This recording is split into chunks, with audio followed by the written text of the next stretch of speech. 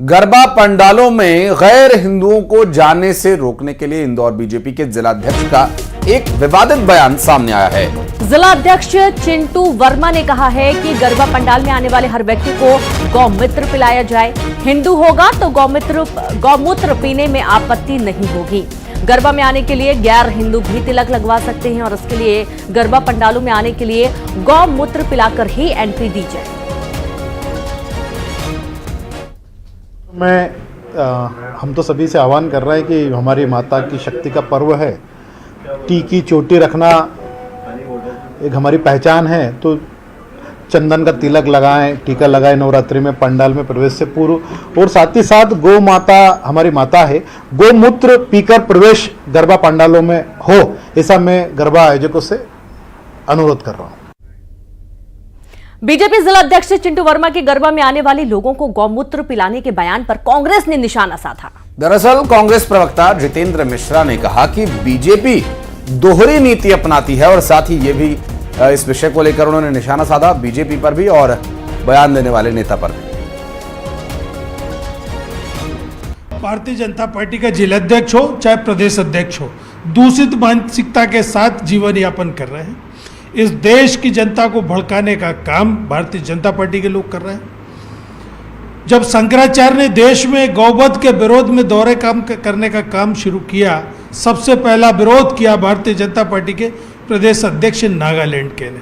उसने कहा हम गाय का मांस खाते और काटते, कोई क्या करेगा। तो दोहरी मानसिकता के साथ नहीं चलना चाहिए।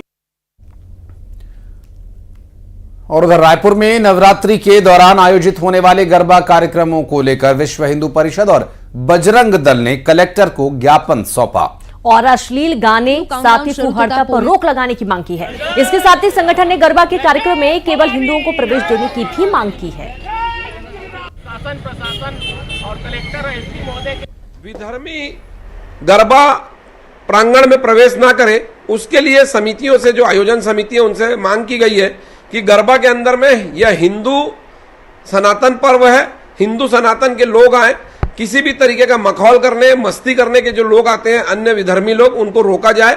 इसके लिए आईडी देखना पड़े तो आप आईडी भी देखें। यह हमारी मांग है सभी गरबा समितियों से।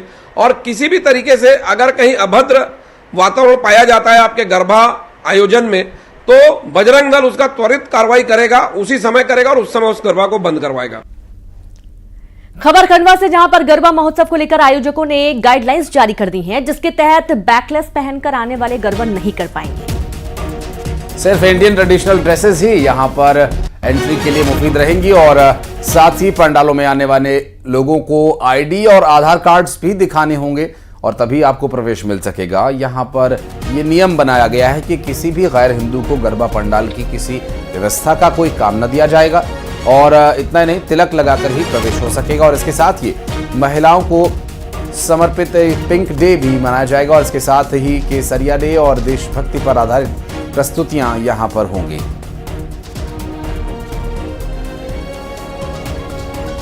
के लिए आइडेंटिटी होना हमारे लिए अनिवार्य है। उनकी आइडेंटिटी बाकायदा गेट पे चेक की जाएगी, तभी उनको प्रवेश दिया जाएगा। इसमें ऐसे लोगों का प्रवेश बिल्कुल निषेध रहेगा जो गैर हिंदू है या विधर्मी है। ऐसे लोगों पर बिल्कुल अंकुश रहेगा, क्योंकि ये आयोजन हिंदुत्व का है और भारतीय का है। तो आज उसको लेके हमने एक मीटिंग भी संयुक्त रूप से रखी थी, जिसमें हम लोगों ने सभी लोगों को ये बात बताई है कि आपको प्रवेश करने के लिए किन किन चीज़ों का ध्यान रखना चाहिए। चाहे आप भारतीय वेशभूषा में आना आपको अनिवार्य है, किसी प्रकार के आपको अश्लील या ऐसे वस्त्र पहन के नहीं आना है जिसके कारण कहीं ना कहीं ऐसा लगे कि आप भारतीय पारंपरिक वेशभूषा में आपने प्रवेश नहीं किया है। और मध्य प्रदेश के नए मुख्य सचिव अनुराग जैन आज अपना चार्ज संभालेंगे। मध्य प्रदेश के 35वें मुख्य सचिव होंगे अनुराग जैन। केंद्रीय प्रतिनियुक्ति से आईएएस अनुराग जैन की वापसी हुई है। कल देर रात केंद्र ने मुक्त किया। डीओपीटी के आदेश के साथ ही राज्य ने भी आदेश जारी किया। आज सुबह 10 बजे वे पदभार संभालने वाले हैं। बड़ी जानकारी, जहां मध्य प्रदेश के नए मुख्य सचिव अनुराग जैन आज चार्ज संभालेंगे, कमान संभालेंगे। एमपी के 35वें मुख्य सचिव होंगे अनुराग जैन, जो कि आज पदभार ग्रहण करने वाले हैं।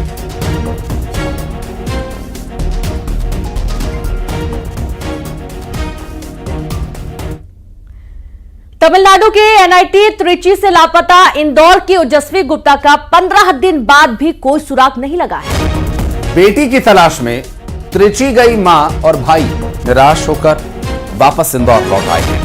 वहीं परिजनों ने बेटी की तलाश के लिए इंदौर पुलिस से अब मदद की गुहार लगाई है। आपको बता दें कि एनआईटी त्रिची में ओजस्वी क्लास रिप्रेजेंटेटिव बनी थी और जिसके बाद क्लास के छात्र उसे परेशान करने लगे थे और ये परेशान करना प्रताड़ना की हद तक पहुंच गया, जिससे परेशान होकर वो लेटर छोड़कर चली गई। और इस पूरे मामले को लेकर पुलिस कमिश्नर राकेश गुप्ता ने त्रिची के एसपी और डीआईजी से बात भी की है और ओजस्वी के जल्द मिलने की संभावना भी जताई है।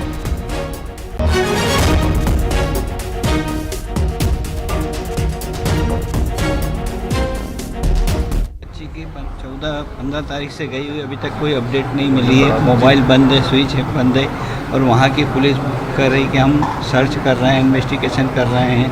और यहाँ जो कॉलेज वाले वो बोल रहे हैं कि हम भी कर रहे हैं, लेकिन अब क्या कर सकते हैं। मैं गया सबसे पहले, मैं वहाँ पे सब कॉलेज एडमिनिस्ट्रेशन ने पहले ही दिन मीटिंग बुलाई, डीएसपी को बुलाया, सारा उन्होंने बोला कि यार जैसे ही उनको पता चला सब कर रहे हैं, वो लोग भी लगे हुए। पुलिस को एफआईआर जैसे ही उनको पता चले रात में ही कर दिया था उन्होंने। 15 तारीख को रात को पता चला, वही रात में ही एफआईआर कर दी थी पुलिस, तब से लगी हुई है।